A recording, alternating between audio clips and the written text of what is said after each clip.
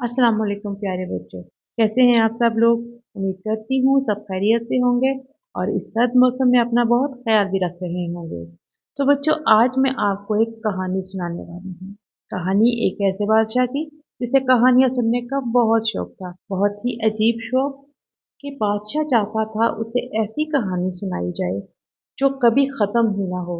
पूरी रात गुजर जाए और सुबह तक वो कहानी खत्म ना हो। फिर एक रोज उसके वजीर ने उसे मशवरा दिया कि बादशाह सामत, आप ऐलान करवा दें कि जो शख्स आपको इतनी लंबी कहानी सुनाए कि शाम से शुरू हो और रात गुजर जाए और सुबह तक खत्म ना हो, तो आप उसे इनाम और इकराम से नवाजेंगे। इस ऐलान के बाद जरूर कोई ना कोई ऐसा शख्स आएगा जो आपका ये शौक पूरा करेगा। बादशाह को उसकी तजवीज़ पसंद आई, तो उसने ऐलान करवा दिया। इस ऐलान के बाद बहुत सारे लोगों ने कोशिश की कि उनकी कहानियाँ सुबह होने से पहले ही खत्म हो जाती और यूं बादशाह उनको जेल में डाल देता। फिर एक रोज ऐसा हुआ कि एक किसान आया। उसने कहा कि बादशाह सलामत, मैं आपको ऐसी कहानी सुनाने वाला हूँ जो सुबह तक खत्म नहीं होगी। हाँ, मगर इनाम मेरी मर्जी का होगा। बादशाह ने कहा, ठीक है, अगर इनाम तुम्हारी मर्जी का होगा तो सजा भी मेरी मर्जी की होगी। अगर तुम्हारी कहानी सुबह होने से पहले खत्म हो गई तो मैं अपनी मर्जी की तुम्हें सजा दूंगा।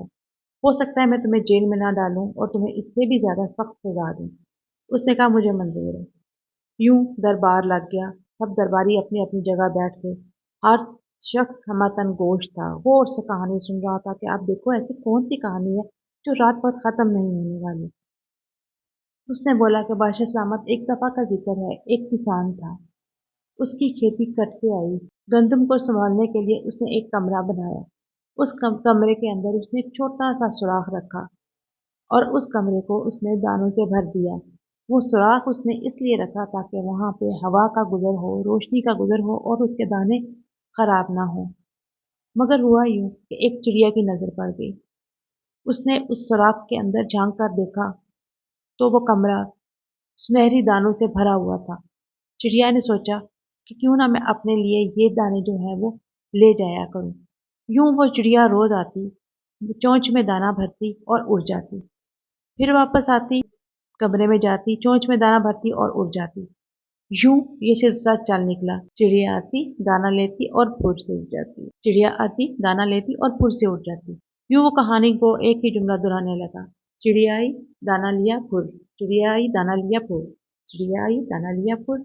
अब वो ये बात दोहराई जा रहा था, दोहराई जा रहा था। रात गुजरी जा रही थी और बादशाह को उलझन होने लगी। उसने कहा कि भाई आगे भी तो बढ़ो, ये क्या बात हुई? चिड़िया आई, दाना लिया और फिर उस ज़हीन शख्स ने बोला, तो बादशाह सलामत, पूरा कमरा दानों से भरा पड़ा है।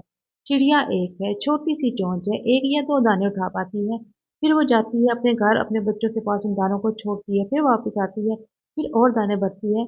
जब तक वो चिड़िया उस कोठरी के सारे दाने अपने घोंसले तक पहुंचा नहीं लेती, अपने बच्चों को खिला नहीं लेती, तो इस कहानी को आगे कैसे बढ़ाऊं?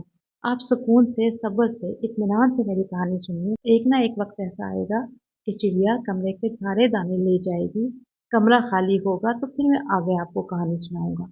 तो तब तक आप सुकून से मेरी कहानी सुनिए। सो वो दोबारा से शुरू हो गया। चिड़िया आई, दाना लिया, फिर चिड़िया आई, दाना लिया, फिर बादशाह उसके आगे बेबस हो गया। अब बादशाह को अच्छे से समझ आ गई थी तो इस चालाक शख्स ने कहानी किस अंदाज में सुनानी शुरू की है। ना तो एक ही चिड़िया रात भर में दानों से भरा हुआ कमरा खाली कर पाएगी और ना ही ये कहानी आगे चलेगी। लिहाजा बादशाह ने उस शख्स से बोला कि मांगो, क्या इनाम चाहिए?